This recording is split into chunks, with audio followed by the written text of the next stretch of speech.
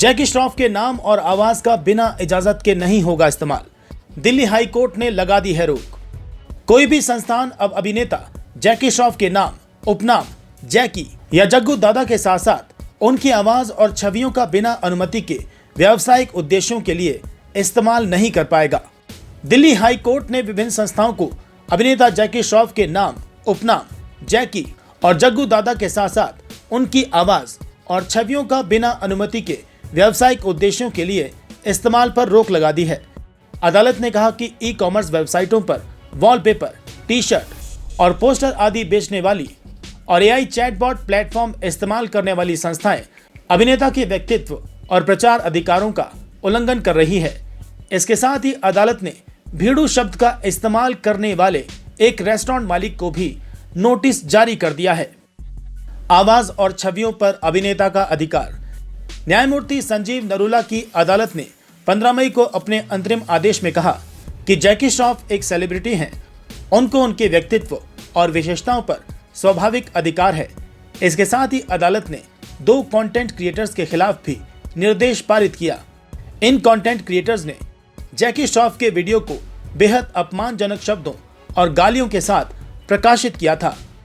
अदालत ने माना कि जैकी श्रॉफ का हो रहा है आर्थिक नुकसान। अदालत ने अपने फैसले में यह भी कहा कि वादी ने अपनी दलीलों से अपने पक्ष को पूरी तरह से स्थापित किया है।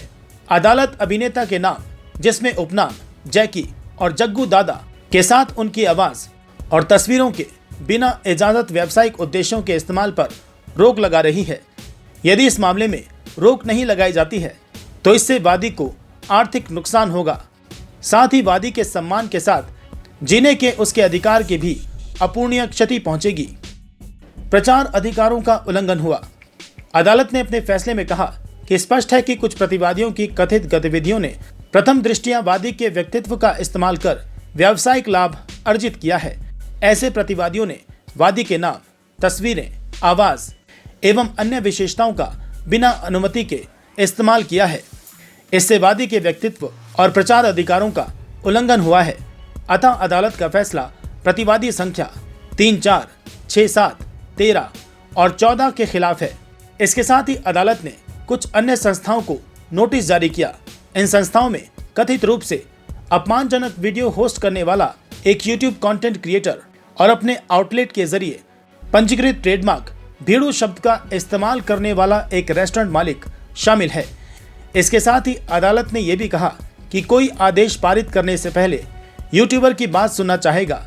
इस मामले में जैकी श्रॉफ के वकील ने अपनी दलीलों में अभिनेता अमिताभ बच्चन और अनिल कपूर की ओर से दाखिल की गई इस प्रकार की याचिकाओं में हाईकोर्ट की ओर से पारित आदेशों का हवाला दिया।